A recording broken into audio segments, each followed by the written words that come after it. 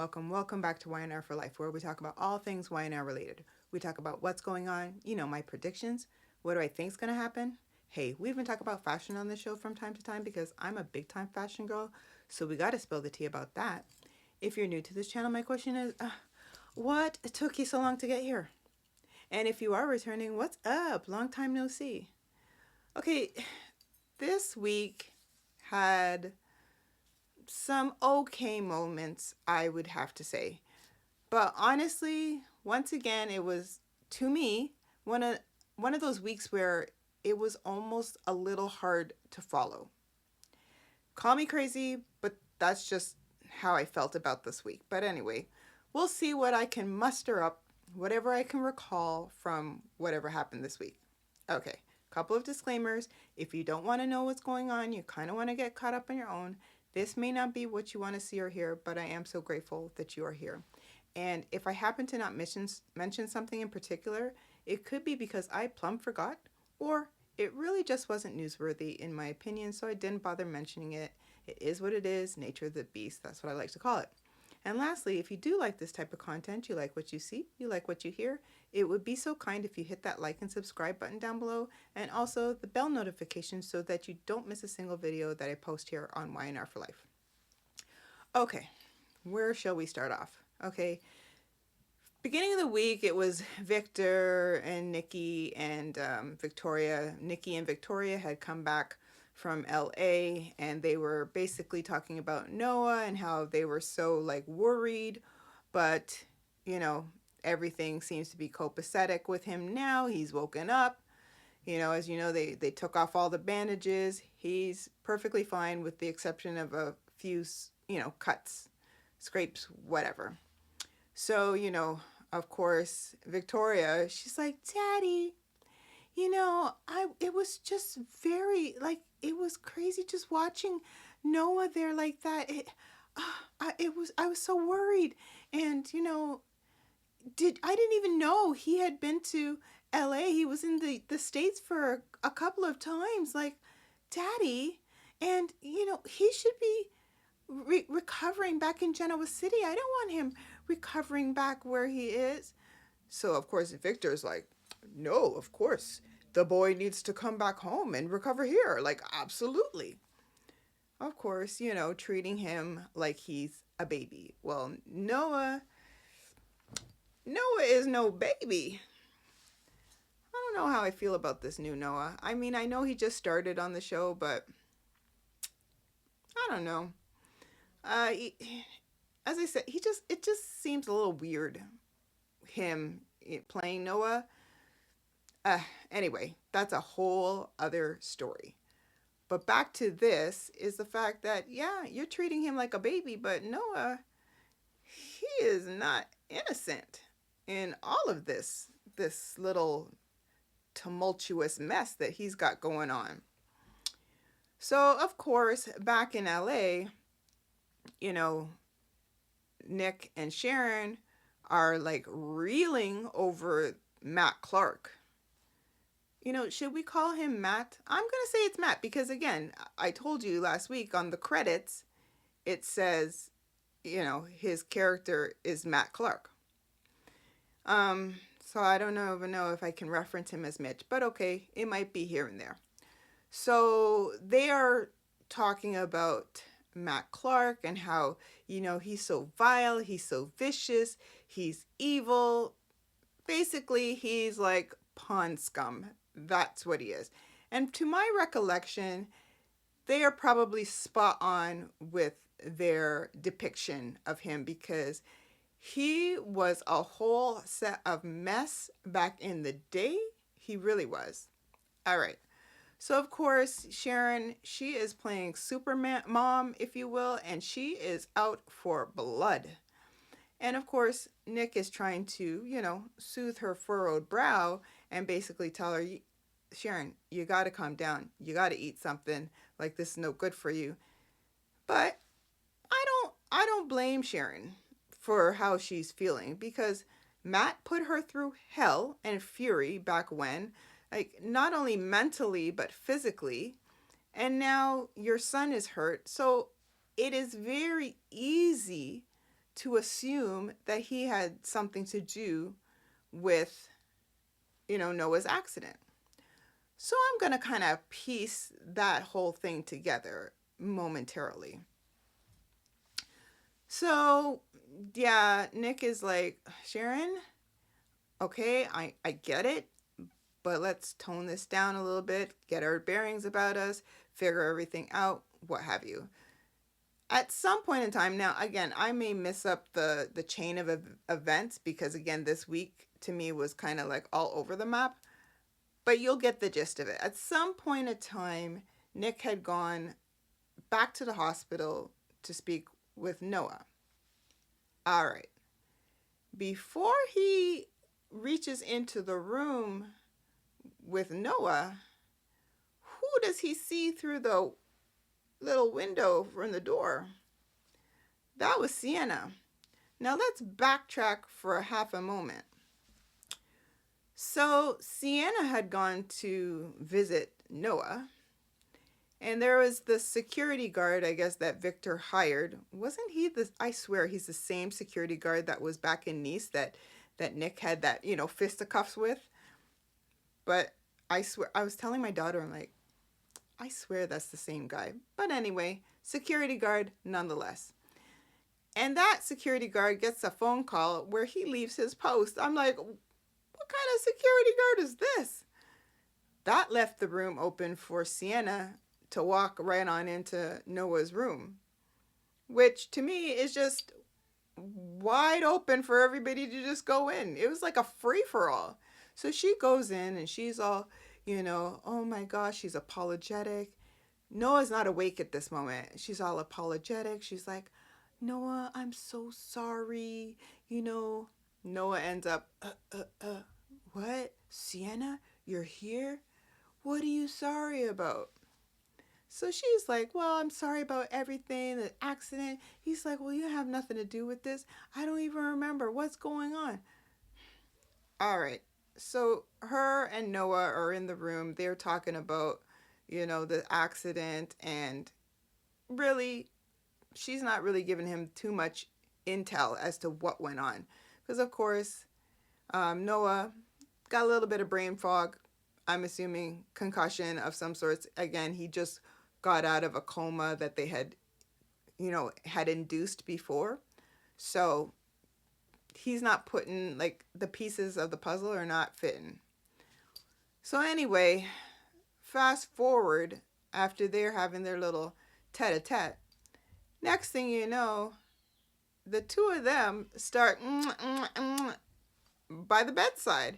That's when Q Nicholas, he had come to see her and Noah in this position, if you will. I mean, the guard had come back before Nick got there and was like, how'd you get in here? And Noah basically shooed him away and said, she's my guest, she could stay. Noah? Yes. So after all of that, that's when Nick saw what was going on behind closed doors, which that just told a wealth of the story, in my opinion. So let me finish my whole scenario before we go further. So my take is this. Sienna and Noah clearly having an affair of some sort. They are doing something. Whether they took it as far as, hitting the skins, if you will, I don't know. Would I doubt it? No. So poor Allie, she's on the outs. Maybe Allie is not even aware. Who knows? I feel like she is, but Noah has somehow moved on out. All right. So that would leave him and Sienna. And so obviously Matt would have seen this at some point in time. And therefore, he either did the deed himself as it pertains to Noah's accident, or he hired somebody to, cause this accident, but make it look like Sienna was had something to do with this as payback. And it would be even sweeter the fact that Noah is Nick and Sharon's son. So that's a way to get to Nick and Sharon and stick it to them somehow. But at the same time, you're now sticking it to your wife. And of course, you're sticking it to Noah at the same time. So, I mean, he's kind of sitting pretty here with whatever he's doing. And he's got that little lowly detective guy, Burroughs. Like, what's his purpose? I don't know. He bothers me. And he's just sitting there. He's shady as I don't know what. And yeah, so that's my whole thing, is that Matt Clark, he clearly knows, and you find out throughout this week that he knows. And yeah, it's all about payback. So anyway, back to the story. So Nicholas saw this. He confronts them, and eventually Sienna walks out and has a conversation with Nick. Well, that didn't go over well. And so, Sienna's like, well, he's a big boy. You know what I mean? Like, what? I'm not here to talk his business. Excuse me, Sienna? Aren't you part of that business? What is up with you? I mean, sad to say, you may get hurt by Matt Clark somehow. Not just mentally, but physically as well, because he's loose. But anyway, so yeah, Nick's like, you don't know this guy and this is who he is. Then, in the meantime, Sharon she was supposed to get some rest. And she went off to the shadow room and she had a little conversation out in the open with Matt Clark. She's shouting, bada bing, bada boom. She's going off on this guy right in the club, and nobody's flinching. And he's like, you keep calling me by this name. I don't even know who you are. He's calling Nick, her husband. Your husband. I mean, hello. Ding, ding, ding. Shouldn't that right there? I don't know. Doesn't that tell you the story? How are you going to call him the husband? Obviously, you know, Matt, that she knows who you are. Okay. So anyway, she basically goes off on him about, what do you want now? You leave my son out of it. Now, if you mess with my son, you have hell to pay. Like, she went off. And at the moment, I was like, yes, Sharon. How far is that going to go? Don't know yet. Haven't quite figured that out. So, of course, Sienna, because she leaves, Sienna somehow, she slinks back to the bar and she's questioning him as to, who the hell are you? I know your name's Matt Clark. Like, what is this? Oh, man, that thing went back and forth. And he's still denying it. And she's like, if you don't tell me, I'm going to go to the police. And he's like, I don't recommend you do anything of the sort. So you see, insert threats right about there. Meanwhile, with all of that, I'm telling you, so much happened. Within all of that, Matt had a conversation with Burroughs about, what's going on with Noah. Because Burroughs was there checking to see if Noah was dead or not. And Burroughs like, well, the boy made it. He's out of his coma and he's going to be all right. Yeah. Well, Matt's, of course, not too happy about that. But I think everything comes down to payback. Now, payback to Nick and Sharon? Again, I say yes. Payback to Noah because of Sienna? I say yes.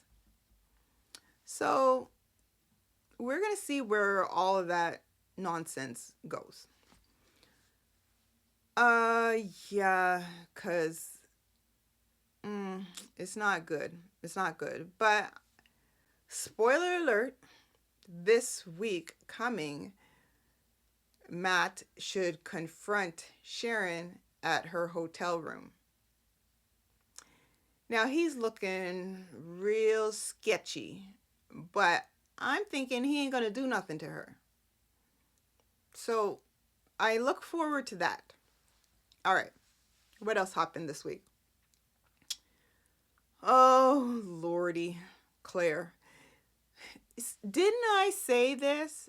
Didn't I say I didn't trust Claire?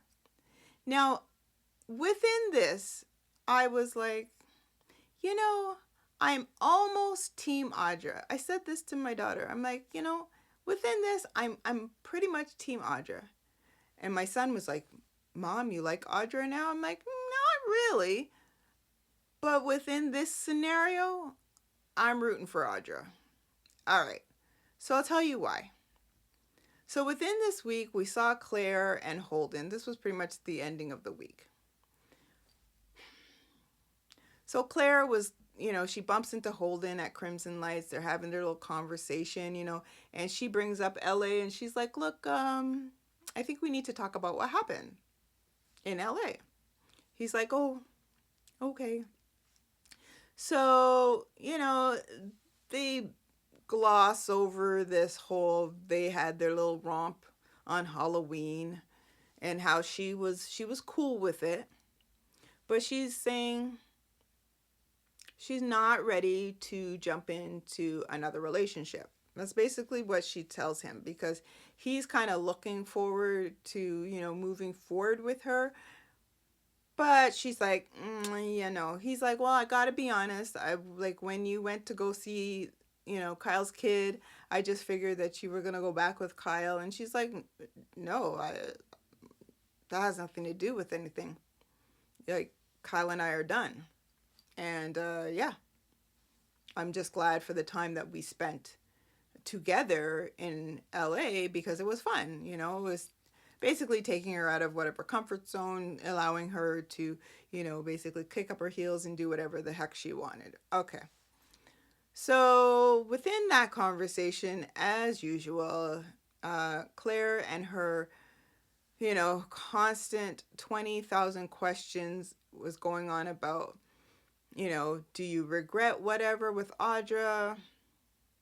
He's like, he basically was like, not really. Like, he is, but he isn't. I'm just trying to think here. She stole $500,000. He got, what was it, 100,000 from her off of that. Would you really be? I don't know. I wouldn't have taken it. I'm just saying. So anyway, like, I don't know how much regret he's in. So yeah, that went on. Within that time, Audra walks in. And her and Claire have their little words. Well, Audra is like going at it after Claire. And of course, Claire is easily, she's just retaliating. Like, she's putting out whatever. But here's my thing. Claire, why are you going to, like, you have that much, you want payback where Audra's concerned? I think the biggest payback is to grow up and just move on. You don't want Kyle, even though you've been holding him on a little puppet string for how many weeks now. 1 minute, oh yeah, I still love you, but I need space. No. You either want the guy or you don't. Just move on. So the bigger person in this situation should be you, Claire, to just move on out. No. She's going on and on about how, don't worry, Audra, you'll soon see, or I can just make one little phone call. So again, I'm Team Audra. Claire, she needs to cut it out. She needs to stay in her lane and just cut it on out. And then poor Victoria, she doesn't realize, like, her daughter is Screwy Louie at this point. She's just so focused on Holden and how it just seems awkward, but at the same token, your kid is she's crazy. But didn't I say this? Didn't I say her little evil side? Like I just knew there was like something that just wasn't sitting well with me where she was concerned, and it is starting to show very easily. So yeah, um, who knows what's gonna happen, but I think she should be over it, but she's not going to be. So yeah, and Holden, he doesn't want to, I don't know, trouble the waters, but he already did by opening his big trap. Again, you wanna hold a secret. Don't tell Holden, and don't tell Claire, cause it's gonna come out. Okay, we did see briefly Billy and Sally, but I really don't care. I'm over them too. Like Sally, once again, you're my girl, but you walking around behind Billy and his craziness, you're no. It's now two peas in a pod. Just get over it. As far as I'm concerned, Abbott Communications will never get off the ground. It never will. We did see Danny and Cricket. Oh my word. Don't even know why that was on the show. Oh, that whole little wedding planning thing stint with Pietro. Was it Pietro? Whatever. That, no, didn't. Donuts, little like donut bowls. No. Very unnecessary. Complete filler moments. It is what it is. On the other hand, you've got Daniel and Tessa. Tessa's crying every minute now because Mariah won't talk to her. She won't see her. And, Tessa's like, Daniel, Mariah has given up on myself and Aria. What is this? Is my wife? I thought it was till death do us part. And can you just be my friend? Tessa, get a hold of yourself, Tessa. You know he likes you. You know you like him. Your marriage, again, it's not working. You just move on. Because, again, Mariah is in my head at this point. If they never showed Mariah again, we would completely just forget about her. Like, there would be probably at no point, not, I'm going to say maybe a year and a half from now, we might be like, hey, anybody see Mariah? Other than that, you could have her off the show for a good year and a half, and nobody would even say anything.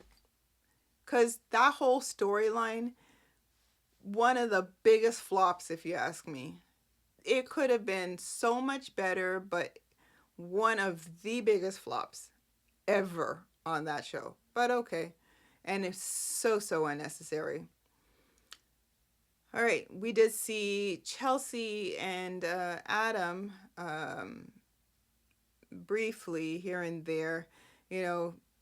Adam was needling Kane, and again, Adam and Chelsea are like, I don't know, they're like little twins or twinsies. They just walk around like they're joined at the hip. But they'll branch off here and there where Adam gets to now either go to Victor or bump into Kane, whatever. So yes, at some point in time, they bump into Lily, or Lily bumps into them, however you want to put it. And Lily basically goes off on them about how they need to give Kane a chance. Pardon me? Wait, pardon me, Lily? Give Kane a chance? See, now this is what I've said again. My prediction is that they're going to get back together. Now, one would say, no, that's not going to happen. Can't happen. Why would you say that?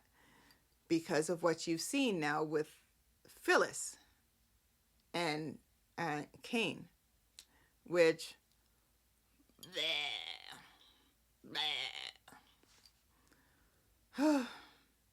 we'll get into that momentarily. But you could easily tell that Lily is starting to have like her little Grinch heart is starting to, melt. It's starting to grow a little bit, you know. She's coming from the little dark side in her heart to warming up. Maybe it's like she's making s'mores in her heart kind of thing. And this is for Cain. Because Lily, you know that you want him. Well, why? Because Damien's gone now. And so he's familiar. You know him. You had a relationship with him. He was your true love. Wouldn't that make sense? Okay.